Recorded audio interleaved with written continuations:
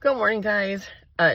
This is the video that was supposed to get posted last week, which is the Q&A video on bowel changes.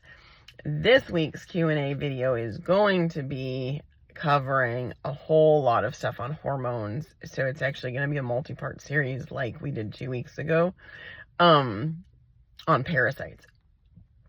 But I wanted to do a real quick video talking about bowel movement changes because I get a lot of questions very frequently on bowel movement changes during the detox, bowel movement changes when you change your diet, bowel movement changes when you change your vitamins quarterly.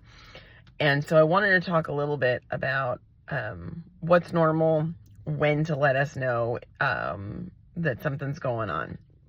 So a reminder, just before we start anything else, that the gut, the intestines, the colon, the stomach, predominantly the small intestine is what we talk about when we talk about the gut and the gut microbiome, but your GI tract is connected to everything. So whether we're talking about brain health or cardiac health or lung function or immune health, it doesn't matter. The gut is connected to everything.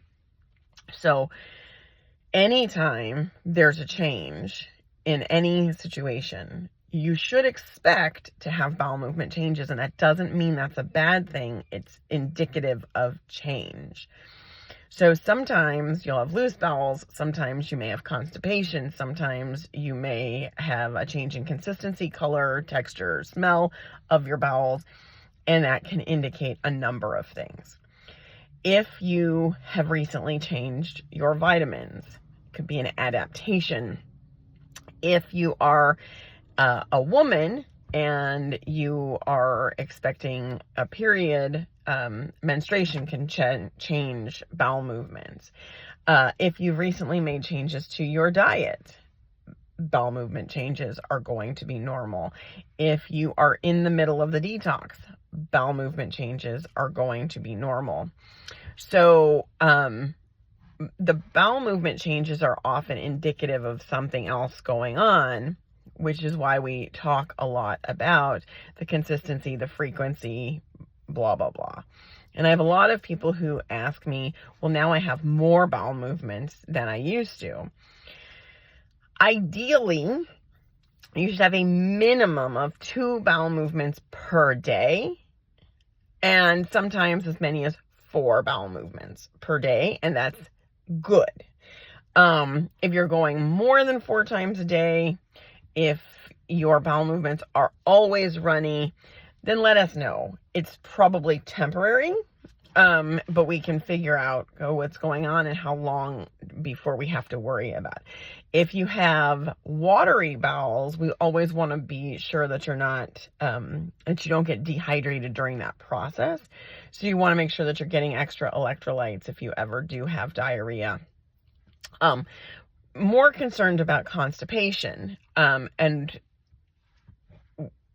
so infrequent constipation is fairly normal. Like if it every once in a while, particularly if you're traveling, you're in a new environment. Like, I always have issues with my bowels when I travel a lot.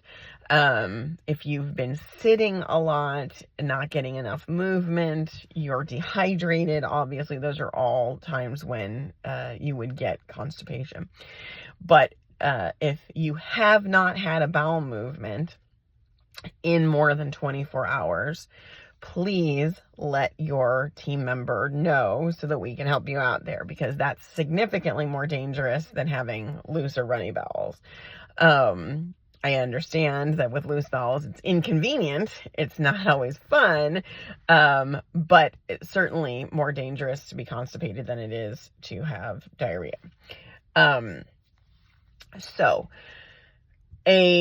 If your body is fighting off a virus that you don't even know you have, or a bacterial infection that you don't even know you have. We talk about this a little bit when we talk about CBC results, because you can't look at a CBC and diagnose anything, because all it is indicating is that your immune system is functioning. So sometimes you might have a bacterial infection or are fighting off a bug of some sort, and you don't even know it because your body's already dealing with it. That's exactly what you want. You want your body to handle those things on its own without you even being aware of it, or minimally aware of it. So every bowel movement change does not indicate a problem. It just is something to be aware of.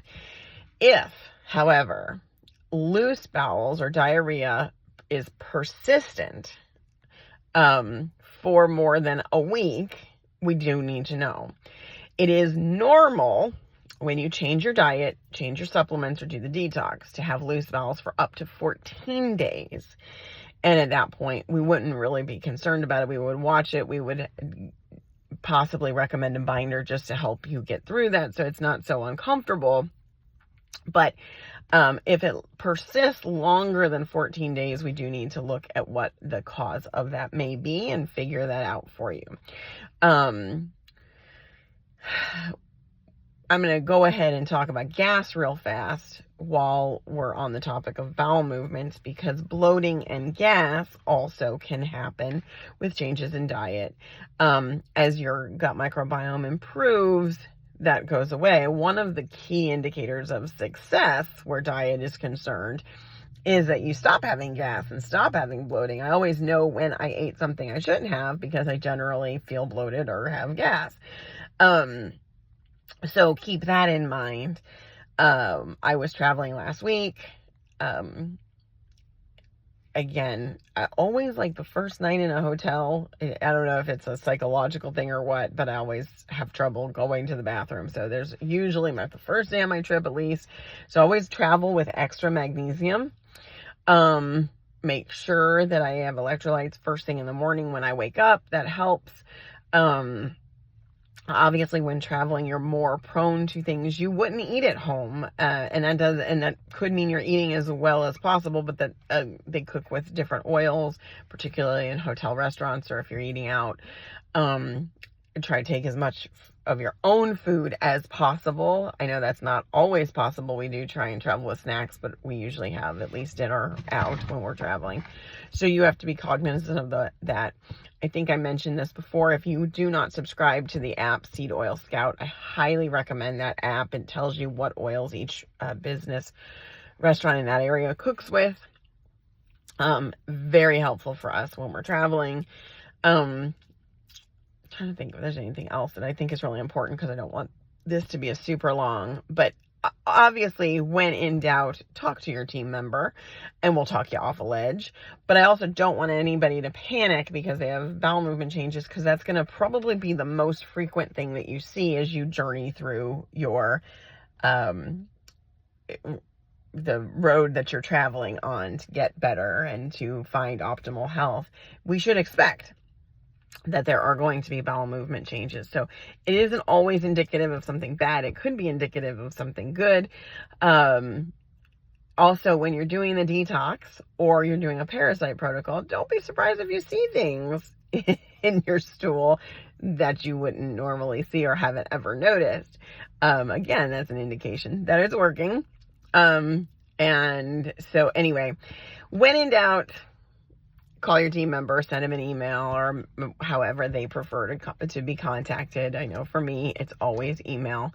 Anyway, and we can help walk you through that process. So hope everybody had a great weekend last weekend. I hope you all have a wonderful and fantastic week this week. And like I said, I am going to be breaking down hormones into a multi-part series. That was the next most commonly asked question. That being said, I am traveling. Well, not traveling. I'm in town, but we have a 3-day tournament this weekend. So I will be gone Friday, Saturday, Sunday. So I'll try and get as much of that posted as possible this weekend, but it may carry over to Monday. I will talk to you guys soon.